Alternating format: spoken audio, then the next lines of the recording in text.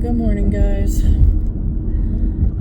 I know most of y'all, if not all of y'all, don't really care for the long videos, and that's fine. Like I said, I'm not doing this for anybody else.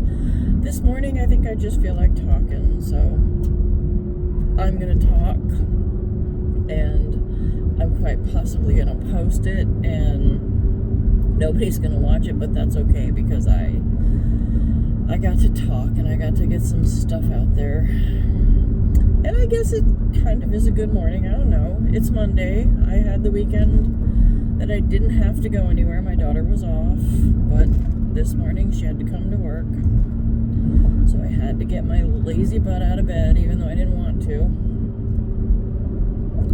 But I'm up now. My husband tells me last night, well, when you come home, go back up and take a nap. Right. You never know. Some mornings I do go back up, and I mean, well, every morning I go up after I get home. It just depends. Some mornings I have to pee terribly, and I just head right in the door and up the stairs. And I guess there maybe has been a morning or two that I have come out of the bathroom and then gone back into my bedroom and laid on the bed. But I think there really has only been one morning that I actually fell back asleep. And that's okay, because I guess if I fall back asleep, I needed to fall back asleep. I'm not gonna beat myself up over that. My chickens can come out, and they now have feed in the tote that I used to use. When it starts to get colder, I put the feed in the tote so that they can just eat when they want to eat instead of throwing it on the ground. In the summer, when it's warmer and they've got more bugs and plants and stuff to pick at, then I just throw food out on the ground for them. So they've got their tote. They'll come out of their coop at 7:30. I think that's when I have the door set to open. And they can just go eat to their heart's content. I do have to go back and let the ducks out. They are closed in for the night, which that was a little bit of a worry last night because they disappeared on me. Like, I went out in the afternoon to see if I had any eggs, which I didn't. Freeloaders. It's okay, they're molting, and I know they deserve a break sometimes. And I couldn't find the ducks anywhere, like nowhere. I walked all around, I looked down in the woods, down the hill, and I didn't see them, and I thought they were gone. I thought for sure something got them, but then it was already dark out. I was upstairs in my room, and my daughter messaged me because she was in her room, but she had her window open a little bit, and she said, I hear ducks quacking. So I came down and got a flashlight and went out to see, and they were out there. They were standing by the coop that the turkey is in, quacking at the other duck that's in there with the turkey, which I would love to let him out, but he gets into fights with the roosters, and like I said, because there's only one female duck, two male ducks just don't work. They would kill her fighting over her. And if I knew for sure that they got along, because I mean, that duck used to be in there with them. That was my duck. I had the black one, and then I had a khaki Campbell female, but she died, and my daughter took the black duck to her house with her, and they have since come back because she moved out of that place.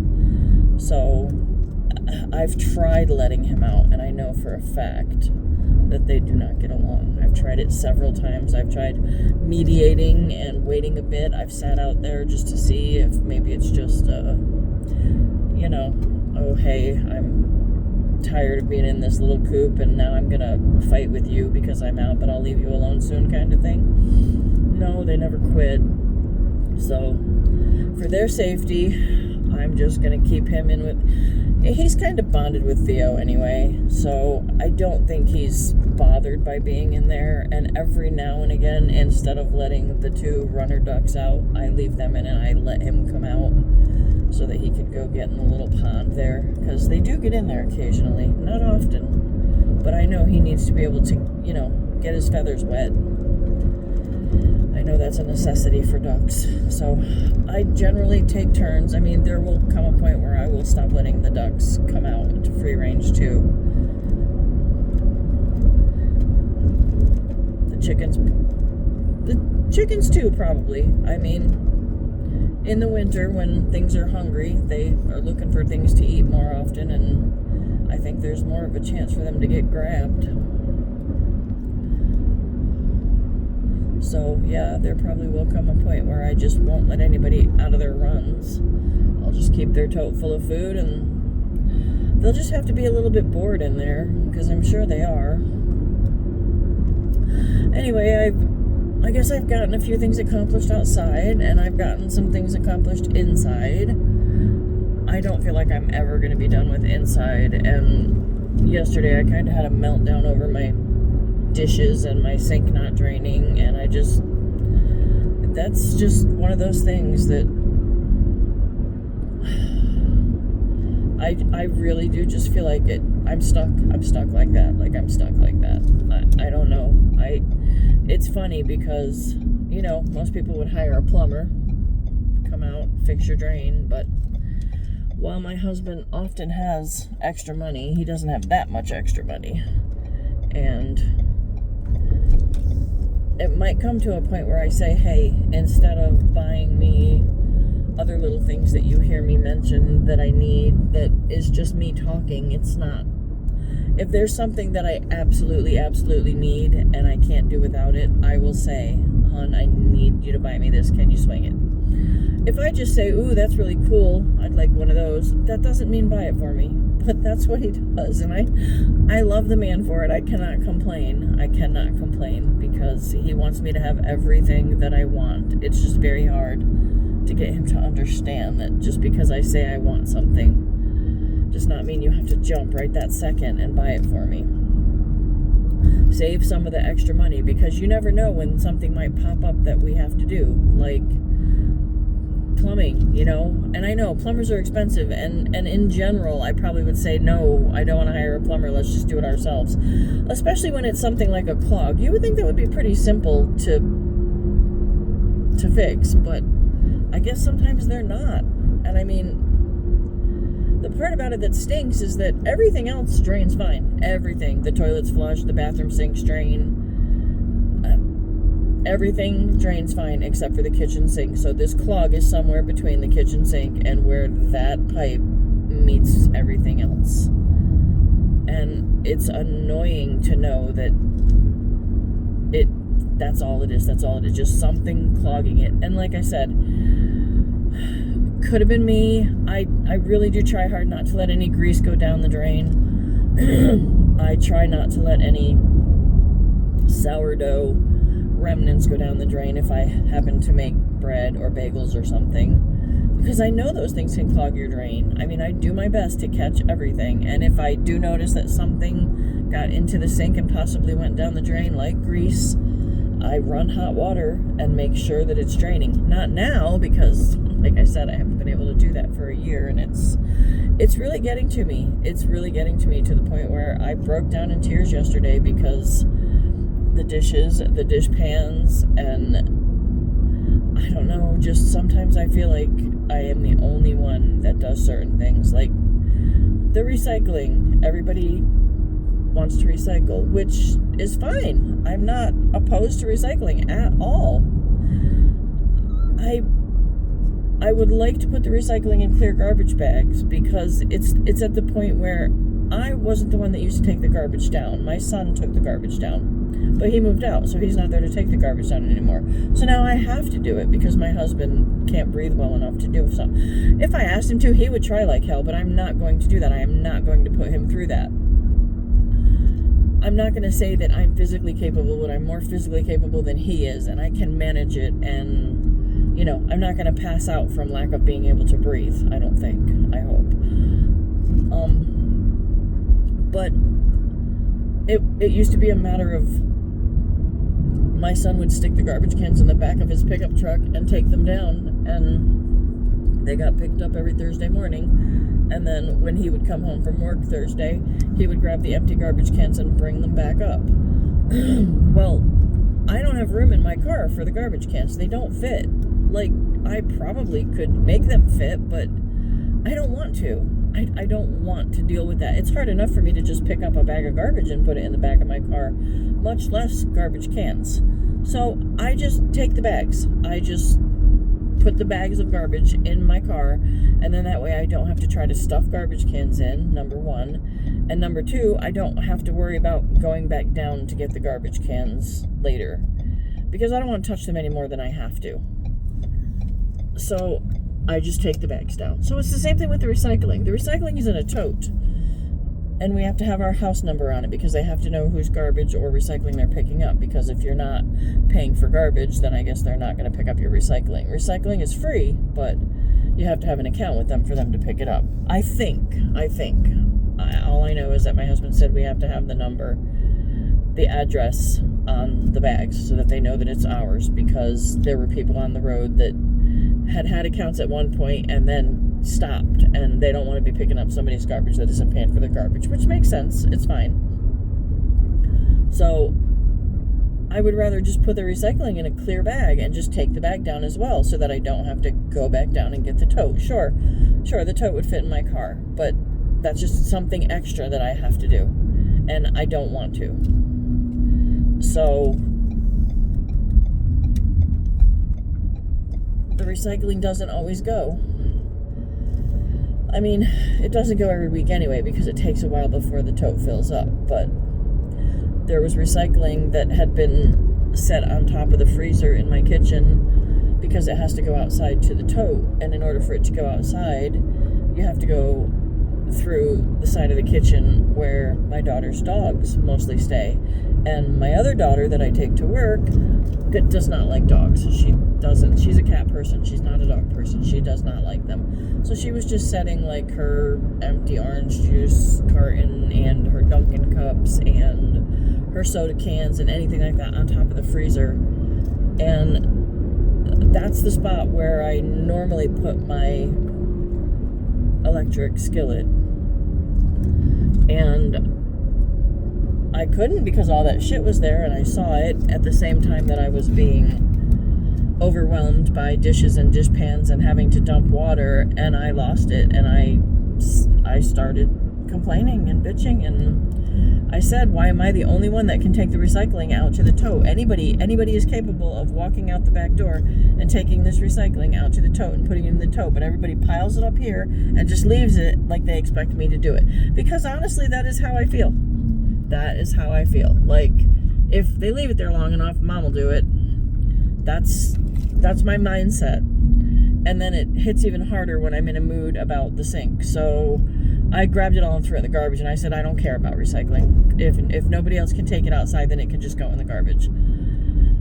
And I mean, she was standing there, and she knew I was pissed, and I don't know, I don't remember what she did, but she did something to be helpful. And then after all that was over and done with, I apologized to her for bitching and losing it on her, and she was like, it's fine. She said, I get it, and I'm sorry. I shouldn't be leaving it there like that, and I would have taken it out. And I said, but you know me, like, one of my biggest annoyances is when things are just scattered around in places where they don't belong. Like, I just want my house to be clean, and it's not. And I honestly do feel like it is never going to be clean. It is never going to be clean because I cannot get everyone to do things the way I would prefer it to be done. And sure, there are going to be those that say, well, then do it yourself. And yeah, I mostly do.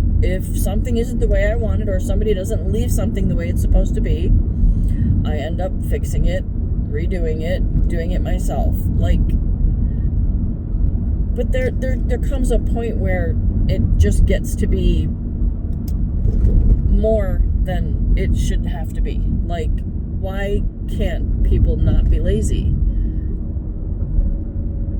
And I wish that I could have a different setup. And I said that about the recycling. I wish I had room to put a small trash can someplace for the recycling with a bag in it, and that way when the recycling can got full, I could just take the bag out and take it outside. My garbage, I mean, I've been annoyed about the garbage, just the fact that I don't know. I'm not trying to be like a goody two-shoes when I say this, but I don't like touching the garbage bags. It I don't know, it grosses me out. It's garbage. I mean, and sure, I make garbage too. I put garbage in the garbage can. It's not everybody else's garbage. It's my garbage too. I contributed to it, and I do it, and I don't complain about it, not out loud to anybody else. I grumble to myself, and I am annoyed, but I do it. I don't bitch at my husband and say I hate having to do the garbage, blah, blah, blah. No, I just do it. I do it, and I keep my annoyance to myself. He knows I hate doing it. When we first moved into that house, I used to burn the garbage, but nobody separated anything. It's just everything got burned. So the burn pile in the back started piling up with cans and things that didn't burn, and it got to a point where I was like, no, this. Plus there was also the fact that I was the only one that would take the garbage out and burn it. Nobody else would take a full bag of garbage and take it back and light it and stand there and watch it until it was burned down. I was the only one that would do that. So that got old, and I was like, I don't want to burn garbage anymore, especially in the winter. I don't want to stand back here in the freezing cold and burn garbage. And of course, I used to get the occasional joke, oh, pretend it's a bonfire, stand closer, you'll be warm, blah, blah, blah, ha ha, you're hilarious. I want to stand in garbage fumes. So we started a garbage pickup. We found a decent company. I mean, where can you have somebody pick up garbage that only charges you $29 a month? That's pretty good. And we can stick 3 bags out there, so that's even better. 3 big black bags. So I have no complaints about the trash pickup. I just have complaints about the fact that I have to take it down to the bottom of the road because they don't come up the road. They will not come up the road. Everybody has to take their garbage down. And I don't know why they won't come up the road, and my husband and I have considered getting a small residential dumpster, but I really don't think we could afford it. But if we did, the garbage company would have to come up the road to the end of the driveway to dump the dumpster because that's where it would be. And I wish I could afford it, just because I wish that I could force them to come up there and do it, because what the hell? Why can't you come up the road and pick up people's garbage? Why can't people put their garbage at the bottom of their driveway? Why do we have to take it down? There are elderly people that live on our road, more elderly than my husband and I. There's an old man, his wife has dementia, and I mean, he's probably in his 70s, and I'm sure that's difficult for him to get his garbage down to the bottom of the hill. There was points in time where I didn't have a car. Fortunately, at that point in time, my son lived with me, so that's why he started taking the garbage down. But if I was just taking it to the bottom of the driveway, I would be complaining so much less, because I would just plop it in my wagon and pull my wagon down to the bottom of the driveway, and all would be good. But no, got to take it down to the end of the road, so who knows? Maybe in the winter I will start burning, trying to separate, but that's going to be a task, let me tell you. I don't know, you'd have to understand the layout of my house and why it's difficult to just have a can outside where the recycling goes. There's reasons why that's not something that is just a simple solution to this problem. Maybe I'll take a little video when I get home, but there is a cute little bench that I got from my dad's house when I went to the barbecue. The stuff that he wanted me to bring home, that was my mom's. And I was able to clean up the spot in my house where I wanted to put it and decorate it for the fall and set it there, and I'm really happy with how it looks. I guess I can honestly say that is my favorite spot in the house now, because I have stuff there that I want there. It looks the way I want it to look. I mean, look 2 feet over, and I'm going to be grumbling because I have a dilemma now too. Our heat is pellets. We use wood pellets. We have a pellet stove in the living room. Every year we would get our pallets delivered, and they would sit outside the house along the front of the house, and either my son or my husband would just go out the door and like grab bags and bring them in and then stack them up someplace in there. And I hated it. I hated everything about it. I hated the stack of bags. I hated that every time my husband would empty a bag into the stove, he would just crumple it up and stick it behind his chair.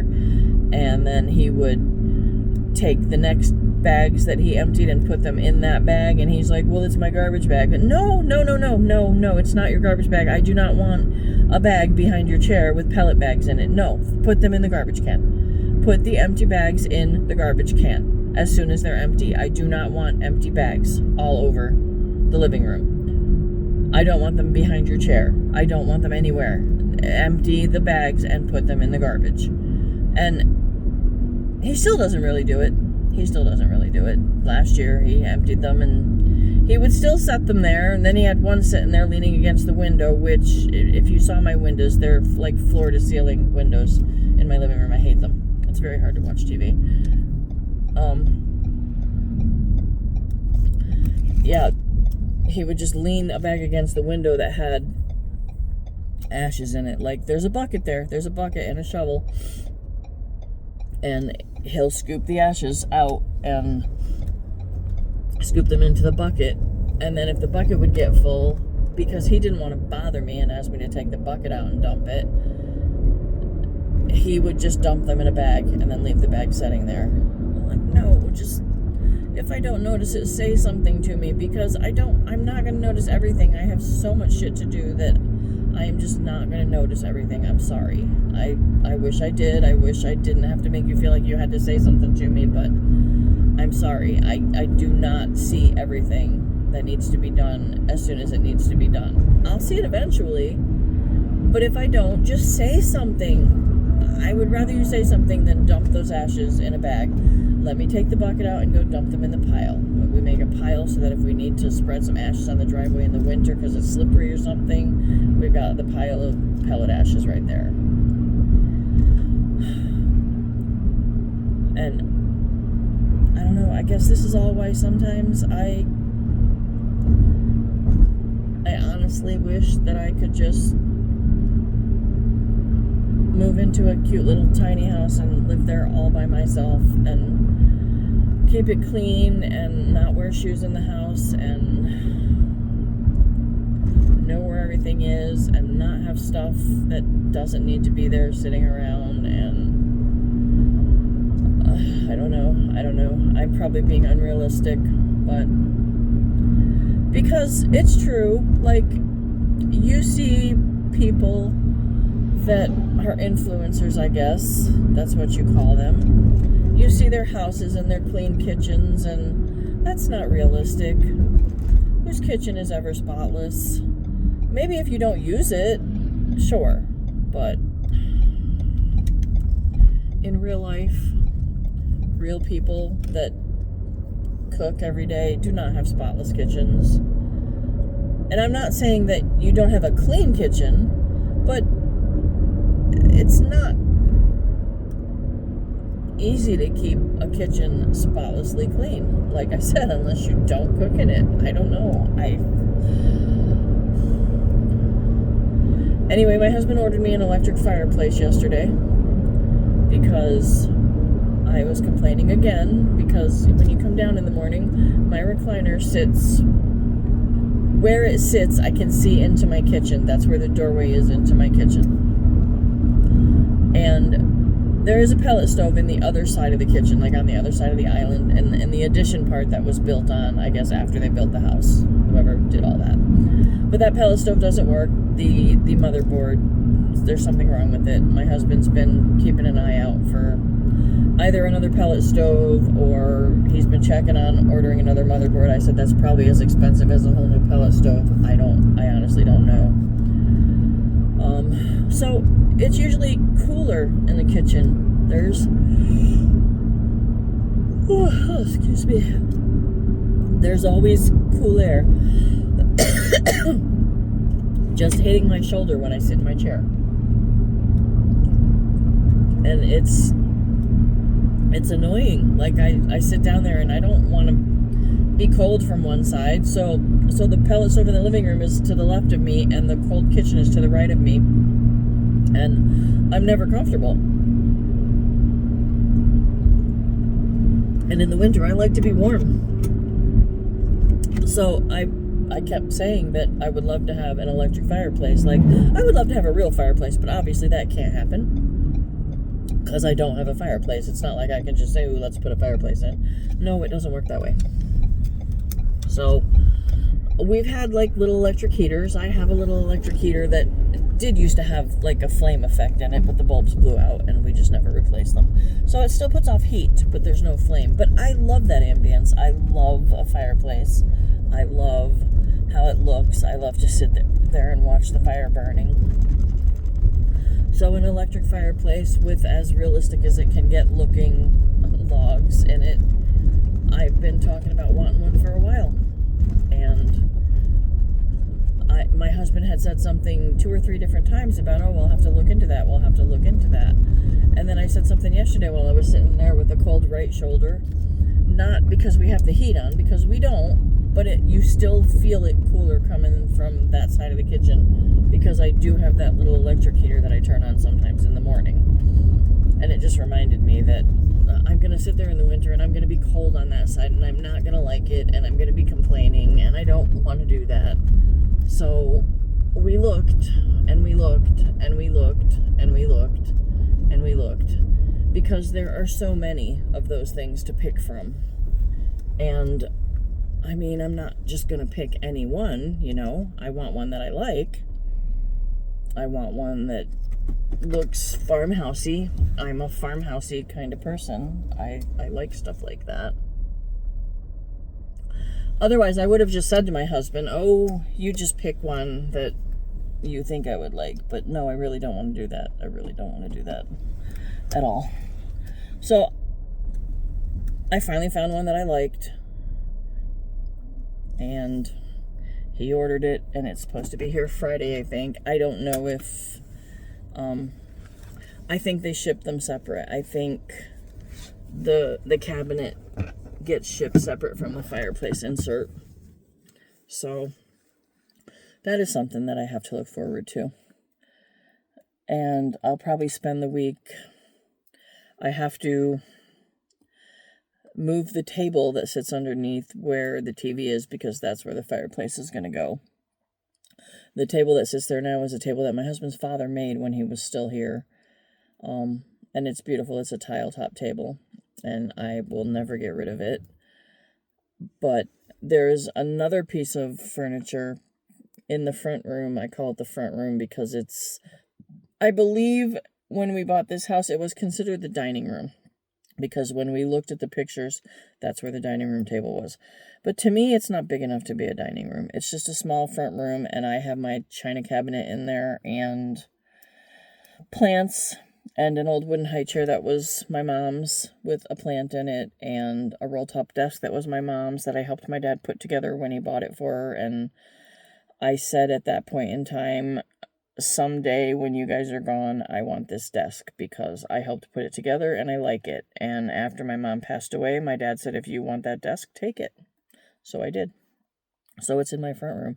But there's also the bottom part of an old china cabinet that was my husband's mother's. And we had it for a little while, but I didn't really like it. It was not my style at all. And my husband isn't one of those people that says, oh, well, we have to keep it anyway because it was my mother's. He's like, no, if you don't like how it looks, then we don't need to keep it. You need to have furniture that you pick.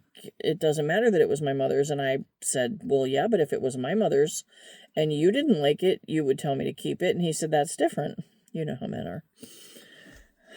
But I've had the bottom of it sitting underneath the windows in the front room with plants on it. And it's got like a lacy curtain over it because I just don't like the design of it. Well, I'm going to get rid of it finally. I'm going to take everything off of it and everything out of it and get it out of there. And then I'm going to put the table that my husband's father made over there in its place so that I can put the plants back on it so that there's room for my fireplace when it gets here. And I can't wait. I'm excited. And I'm one of those people that loves to sit down and put stuff together. Like, I can't wait to assemble it. And I'm sure it's going to be a pain in the butt. But still, I enjoy doing stuff like that. Plus, I'm sure I amuse my husband trying to get up and down off the floor while I put things like that together. It's a sight to see.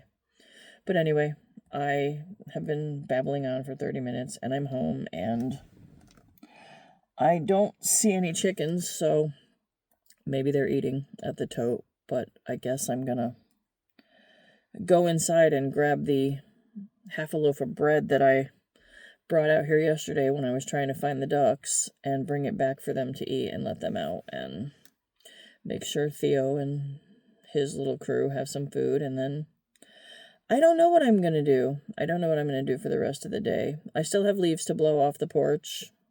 Easy peasy. The blower's there. I just have to plug it in and turn it on. There's still a few things I want to do.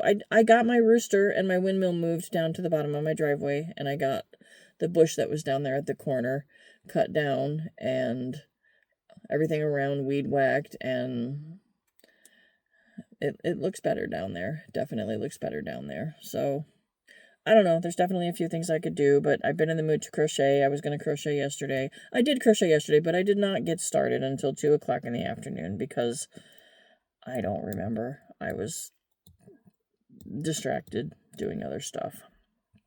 So maybe I'll just crochet today. I don't know. I should